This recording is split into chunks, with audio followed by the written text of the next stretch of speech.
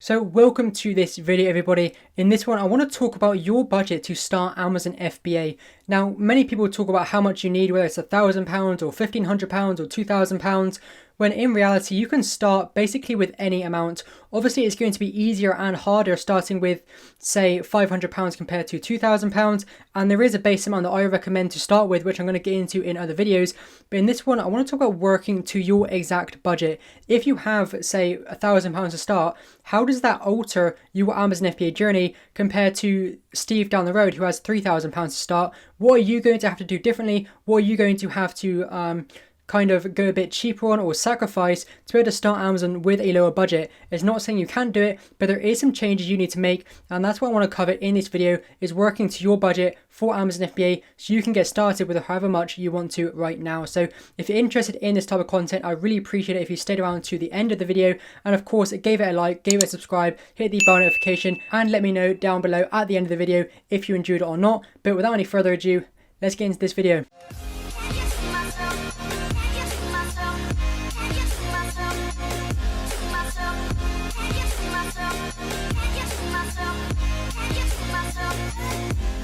Alright guys, so we're going to kick this video off with a common situation I'm faced with almost on a weekly basis, where people come to me and they say, look, I've got £1,000 to start, can I do Amazon FBA, can I do private labeling? And the answer to that is yes, you can do Amazon FBA and private labeling with as little as £1,000, but it is going to change a few things in your Amazon FBA journey. For example, you're going to have to do product research a little differently compared to people who maybe have £2,000 or £3,000. Now again, this doesn't mean you can't do it, it just means you're going to have to make some sacrifices and some changes that other people may not have to make. And when you see videos on YouTube talking about product research criteria and what to look for, those type of products may be ones that you can't actually look for and you can't actually do just because you don't have the financial backing to actually afford to do those products.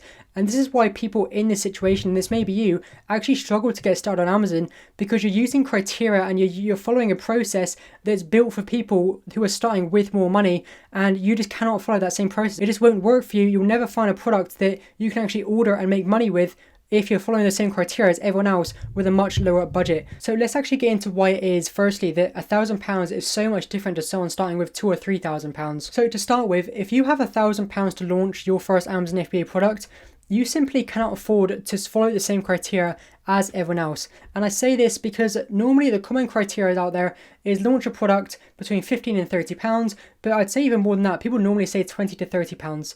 But for you with £1,000, I don't believe you can afford to launch a product in that price range and do it effectively. Now, do it effectively is the key bit here, because it drives me crazy when I see people all the time, and I get this a lot in the Facebook group, that if someone says, can I launch for £1,000, and someone says, no, you need like 2,000, a bunch of people then jump on saying, oh no, you can do it with £1,000, you can do this, you can do that. Well, if we want to play that game, guys, I can go out and buy a car right now for £100. Is that car going to break down when I turn it on and drive it 20 feet down the road? Probably 100% yes. It's going to break down immediately, it's going to leak, it's going to be rusty, it's going to be basically a very, very bad car. It's not going to work as a car that I'd want. So can I buy a car for £100? Yes, I can definitely do that. Can I launch a £25, £30 product with £1,000 to start? Yes, but you're going to run into so many problems. It's going to be so difficult for you, and it's going to be so long before you have the cash flow in place to make money that to me it's just not even viable. So that's why I say that with £1,000 to start, you cannot really follow the same criteria in that searching for products for £20 to £30, because you just cannot afford to launch those products. And I've got an example here for you to really explain what I mean by that. So for a £20 product, or a £20+ product, we're going to say that our unit cost is £3.99. Now, to me, in my opinion, I think that's quite low for a £20+ product. So with all my examples, I'm giving the example basically the benefit of the doubt, okay? I could say, oh yeah, your unit cost is going to be £10, in which case it definitely won't work. But instead, I'm giving it a really low unit cost to give it every chance that it can work, to show you guys how much basically it can't work. So the unit cost for this product we're going to say is £3.99. Now, for the majority of suppliers, your minimum order quantity, the minimum amount of units this supplier will sell to you in one go, is 250 units. Now, the reason they do this is just for like their own costs. It's not very profitable for them to make 100 customized units for one customer, because they've got to change all the machinery, they've got to change all their printing for packaging, they've got to do all these different things to make your specific product. They want to make it worthwhile for them. They've got to even put in orders for the raw materials from their suppliers, and their suppliers may not take such low quantities of raw materials. So all these things factor into a general minimum order quantity of 250 units. Now, with a price of £3.99, which I kind of round up just to £4, and a 250 MOQ, then that already equals £1,000. Just that order right there is going to be £1,000, and that doesn't even take into account shipping, duties, VAT, any softwares, any images, like the softwares to even find the product in the first place, the fee for your Amazon account. It doesn't take into account absolutely anything apart from just the units. So with all that other stuff included, those other fees there are just going to be on that order, maybe like £500-600. For the shipping and the VAT and the duties all added in together. So if £1,000 are just for the cost of goods, then you just cannot afford to launch a product £20 plus, in my opinion, with £1,000. Now, if you could get a minimum order quantity or an MOQ lower than 250 units, say if you can get maybe 100, 150, then yes, again, like my example before, you may be able to launch a product that costs more than £20 with £1,000. You may be able to afford the shipping, the duties, the VAT, the softwares, and the cost of goods, all of that stuff, because you're ordering so few units. But with a product that is that expensive, if you're looking for a decent amount of demand, then those units, when you're trying to especially rank your product and build up sales, if you've only got 100 units, they're going to run out so quickly, and then you're going to be out of stock for say 2 months, 30 days to make the goods, 30 days to ship them from China, unless you airship, but of course that's very expensive, and on your low budget you probably can't afford that, so you're going to be out of stock then for 60 days. And your just cash flow trying to sell a product that expensive will just be basically non-existent. It will take you 6 months to a year to build up a good enough cash flow to not run out of stock. So you're going to spend 6 months to a year not really making any money, constantly going out of stock, and just never being able to reap the benefits of launching an Amazon FBA product. So that's why I think that with £1,000, we need to be looking at different search criteria for your product research. And again, you can 100% start with this amount. You just need to be looking in different places to everyone else. So this is the new criteria that I normally say to people with that kind of lower budget. And that's, first of all, it starts with your price. Now, if you're launching a product between £10 and £20, normally or generally your unit cost for that product is going to be lower, which really it just makes sense. If you're selling a product for £10, then it's probably going to be cheaper to actually buy that product from the supplier in China than it is if you're going to be selling a product for £30.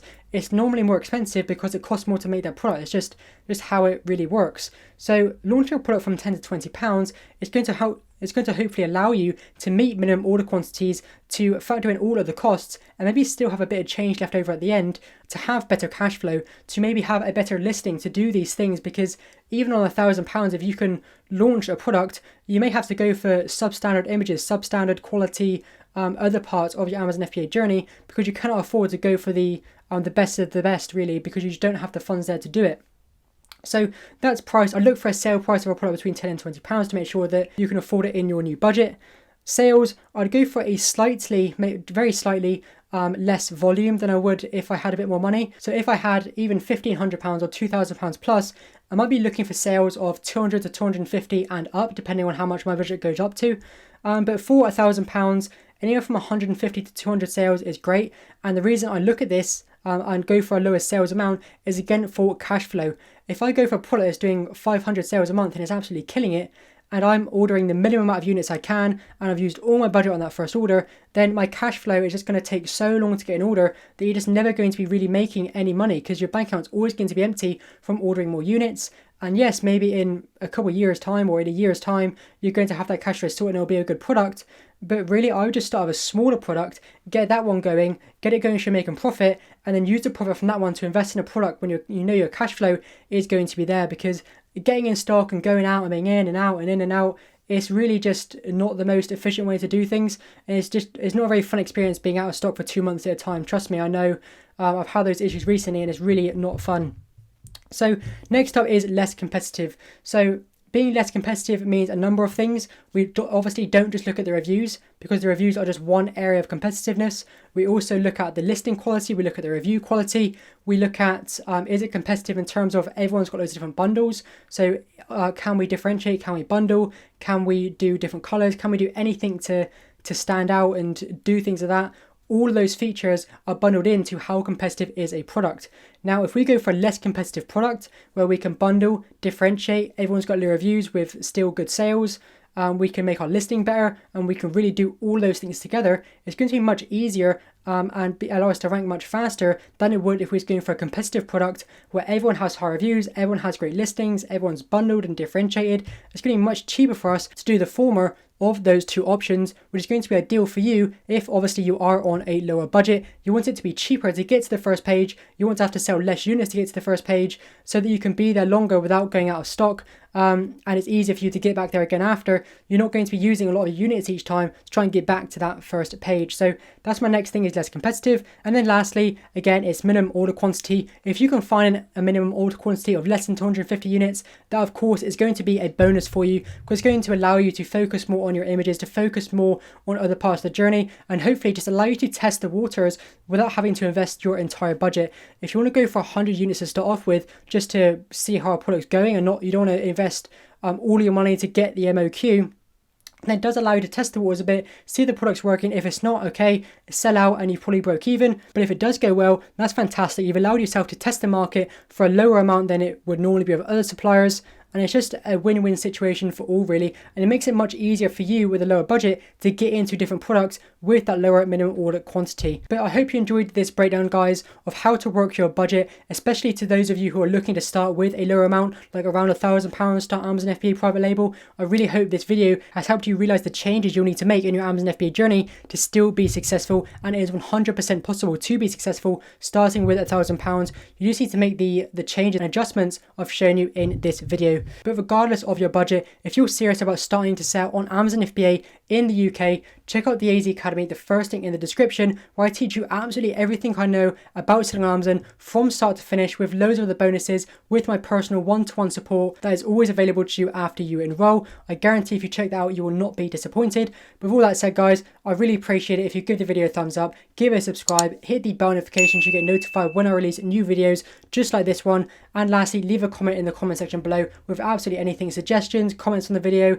anything like that. I really appreciate it. With all that said, I'll see you in the next video.